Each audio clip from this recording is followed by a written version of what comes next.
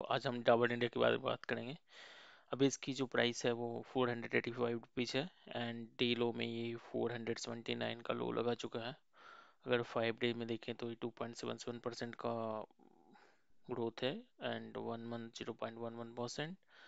अगर इसका life time high देखोगे तो अभी आप ये 667 रुपीज़ तक गया है और मुझे ऐसा लगता है कि इसकी प्राइसिंग जो है अभी फिलहाल बिल्कुल थोड़ा नीचे तो है, जो कि सारे एफएमसीजी सेक्टर में जितनी भी कंपनियां हैं सबका प्राइस अभी नीचे नीचे गया हुआ है, सब में करेक्शन है।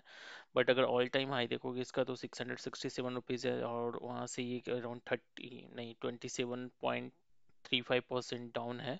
एंड अगर इसका 11 अप्रैल तक का अगर आप देखते हो तो 30% नीचे करेक्शन हो चुका था। 30% करेक्शन से ये 2-3% ऊपर 5% अराउंड ऊपर गया है और ये अभी की जो इसकी प्राइसिंग है वो 485 का है। ये मनी कंट्रोल का साइट है, इस पे अगर इसका स्कोर देखोगे तो ये 75/100 है। इसकी स्कोर है जो मनी कंट्रोल ने दिया है। और डाबर इंडिया का जो भी आप स्ट्रेंथ देखोगे 3 स्ट्रेंथ है, promoter increasing holding and weakness काफ़ी ज़्यादा है जो कि अभी बेरिश पैटर्न है था बना था इसके चलते है। और अभी इसका देखोगे तो अभी बुलिश पैटर्न भी शो हो रहा है। अगर इसकी पी देखोगे तो पीबी रेशियो अभी 10.21 है एंड पी इसका 48.67 है। यूजुअली एफएमसीजी सेक्टर में पीबी एंड पी हाई होता है बट अभी फिर भी इसका इवन ये 10.21 है बट फिर भी इसे लो ही कंसिडर किया जा रहा है। शेयर प्राइस फोरकास्ट अगर मनी कंट्रोल के अकॉर्डिंग देखें तो इसकी हाई 615 रुपीज तक जा सकता है, मीन 519 है एंड लो 396 है। 23% एनालिस्ट ने इसे बाई रेटिंग दी है एंड 15% ने आउट परफॉर्म एंड 44% ने होल्ड का और 8% ने अंडर परफॉर्म और 10% ने सेल किया है। अगर इसकी डिलीवरी देखें और वॉल्यूम देखें तो अराउंड 29 लाख शेयर ट्रेड हुए हैं जिसमें कि अराउंड 68.46% डिलीवरी है। एंड अगर आप देखोगे तो ये ऑलमोस्ट सेम ही 68-70% डिलीवरी चल 68% अराउंड और 67% अराउंड ओवरऑल डिलीवरी है। अगर आप 1 मंथ का एवरेज भी देखते हो तो वही सेम 67% है। एंड जी 68% का डिलीवरी उठाया गया out of 29 lakh share and even yesterday as well 29 lakh का शेयर ट्रेड हुए थे जिसमें भी 68% का डिलीवरी है। सो कोई तो जाहिर सी बात है कोई तो इसकी डिलीवरी ले रहा है। और नो डाउट अगर आप 5 ईयर्स में भी अगर शेयर का परफॉर्मेंस देखोगे तो अराउंड 3.84% का अपसाइड दिखा रहा है एंड मैक्सिमम इट्स 1880% का हाई है। तो चलिए अगर 5 ईयर्स में देखें तो इसमें कुछ ज़्यादा ऊपर शेयर रिटर्न दिया नहीं है और शेयर में पोटेंशियल है, इट्स वेरी ओल्ड कंपनी और इसके काफ़ी सारे प्रोडक्ट भी हैं। इवन अब इसकी शेयर अगर शेयर होल्डिंग पैटर्न देखते हैं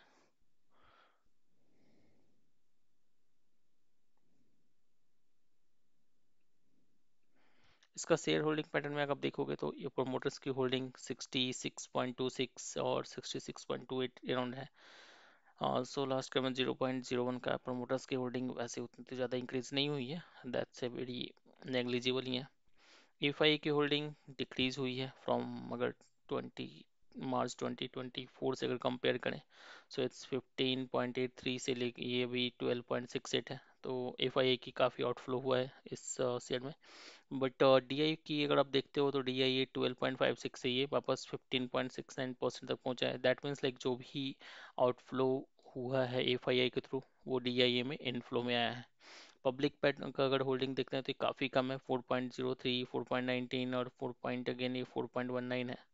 एंड यूजुअली पब्लिक की होल्डिंग डिक्रीज तो नहीं कर सकते बट हाँ एक कांस्टेंट है। एंड डीआई की होल्डिंग काफ़ी बढ़ी है, एफआई की होल्डिंग घटी है नो डाउट। जो भी एफआई की होल्डिंग में सेल हुआ है वो डीआई ने बाई किया है और प्रोमोटर्स की होल्डिंग ऑलमोस्ट सेम है, इसे हम कोई इंक्रीमेंट नहीं मानते। सो ओवरऑल अगर इनकम स्टेटमेंट इसका देखें सो अगर आप इनकम देखोगे तो 2021 से ये 9,546 से ये बढ़कर अभी आज ये अराउंड और 9500 से लेकर आज ये 12,563 करोड़ तक हुआ है, जो काफ़ी ज़्यादा अच्छा। हाँ, इसका बैलेंस शीट भी इसकी काफ़ी अच्छी है। और नेट प्रॉफिट इसका अगर हम देखें तो नेट प्रॉफिट थोड़ा डिक्लाइन हुआ है। जो इसका हाईएस्ट नेट प्रॉफिट है जो 2024 में अराउंड 1811 करोड़ का है, जो कि अभी ये डिक्लाइन होकर 1700 तक आया है। नो डाउट एफएमसी सेक्टर में गिरावट हुई है, जिसके बहुत सारे एक्सटर्नल फैक्टर भी रहे हैं, कुछ इनकम और टैक्सेशन भी इसका एक मेजर रीज़न रहा है। अगर यहाँ पे पब्लिक सेंटिमेंट की बात करें तो इसमें कम्युनिटी सेंटिमेंट में 100% लोग इसको सजेस्ट कर रहे हैं बाई करने के लिए, एंड 0% सेल एंड 0% होल्ड। अगर आप मेरा पर्सनल अगर मेरा व्यूज इस पे मेरा ये है कि ये शेयर ऊपर जा सकता है, नो डाउट। ये अपना ऑल टाइम हाई भी टच कर सकता है, फाइव जो कि 5 ईयर्स में भी इस शेयर ने कुछ खास रिटर्न दिया नहीं है। तो मुझे ऐसा लगता है कि इसकी अगर आप देखोगे बैलेंस शीट भी काफ़ी अच्छा है, इसका रिजर्व भी जो है वो भी काफ़ी अच्छा है, एंड डेप्ट फ्री कंपनी भी है। डेप्ट है बिल्कुल नेग्लिजिबल है, एंड उसके अलावा 5 ईयर्स में कुछ है नहीं। तो मे बी अगर ये जिसमें जैसे ही बुलिस पैटर्न में आता है या बुलिस मार्केट में अगर थोड़े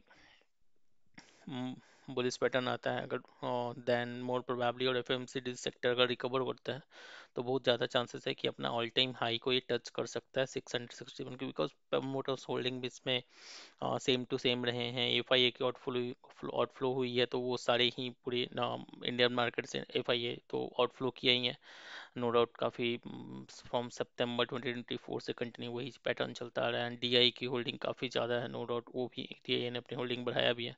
सो इंस्टीट्यूशन की अगर होल्डिंग देखें तो वो इंक्रीज हो रही है, एंड पब्लिक की होल्डिंग ऑलमोस्ट सेम कांस्टेंट ही है, जो कि काफ़ी नेग्लिजिबल भी है, अराउंड 4%।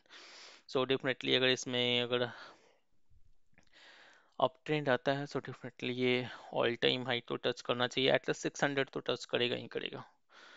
चांसेस चूंकि ये शेयर मार्केट है, कुछ भी हो सकता है, नीचे भी जा सकता है, ऊपर भी जा सकता है, no one can predict. But chances काफ़ी ज़्यादा हैं कि ऊपर जाएगा, अप ट्रेंड में आएगा और अच्छा रिटर्न देगा। ऐसे काफ़ी ऐसे शेयर हैं जो 5 ईयर्स में नहीं चले हैं, बट वो थोड़ी पेशेंस सी के साथ जिन्होंने भी होल्ड किया उन्हें अच्छा रिटर्न मिला है। अगर आप एसबीआई सिमिलर, अगर एसबीआई कार्ड का भी अगर आप देखते हो तो उसका पैटर्न भी अगर आप देखोगे तो 5 ईयर्स में कुछ ज़्यादा पैटर्न इसके नहीं है ग्रोथ। बट ये जैसे डाउन ट्रेंड में गया था, इसका जो लास्ट था वो अराउंड 700 और 600 के आसपास आया है। बट वहाँ से अगर आप देखोगे तो इंस्टेंटली ये अप ट्रेंड में आया है और ये 40% का रिटर्न दिया है। So similar kind of pattern में भी डाउट में भी हो सकता है, क्योंकि अगर इसकी प्रॉफिट देखें या फिर रेवेन्यू देखें तो सब चीज़ सही है, काफ़ी पुरानी कंपनी भी है और इसके पास कैश रिजर्व भी काफ़ी ज़्यादा है, डेब्ट फ्री भी है, पब्लिक होल्डिंग काफ़ी कम है, डीआईए की होल्डिंग बढ़ रही है, प्रोमोटर्स की होल्डिंग कांस्टेंट। आई थिंक ये काफ़ी बुलिश सिग्नल है, और फंडामेंटली भी स्ट्रॉन्ग जो डाबर है वो काफ़ी ज़्यादा स्ट्रॉन्ग है। अगर इसके प्रोडक्ट लिस्ट में देखें तो इसके काफ़ी सारे प्रोडक्ट हैं। मैं इसके वेबसाइट पे जाकर देखता हूँ इसके कितने सारे प्रोडक्ट हैं, इवन मोर देन दैट।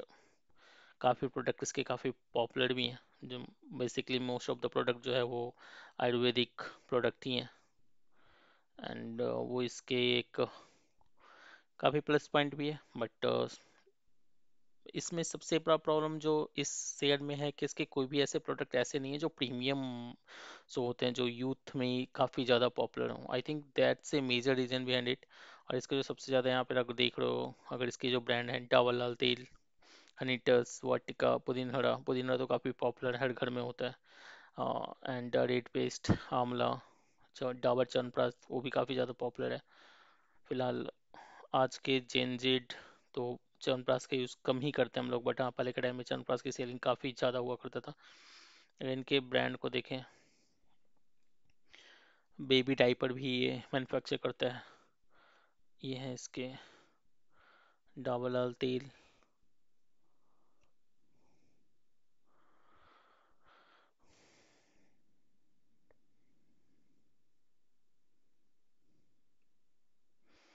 अगर इसमें प्रोडक्ट कैटेगरी में अगर हम देखें तो ये baby care, cold and cough, energizers, ethicals, hair care, health juice, natural jams, digestive and health supplement, foods, skin care, oral care and home care. I think ये जो भी इसके प्रोडक्ट्स हैं वो रेगुलर डेली लाइफ में use होने वाले products हैं, और मोर प्रोबेबली अगर ब्रांडिंग या फिर अगर डिमांड अगर इसके बढ़ते हैं तो नो डाउट रेवेन्यू भी इंक्रीज होंगे, और जब रेवेन्यू भी इंक्रीज होंगे तो डेफिनेटली इसके प्रॉफिट भी ज़्यादा काफ़ी अच्छा बेहतर होंगे। तो ये रहा डाबर का analysis. Thank you so much.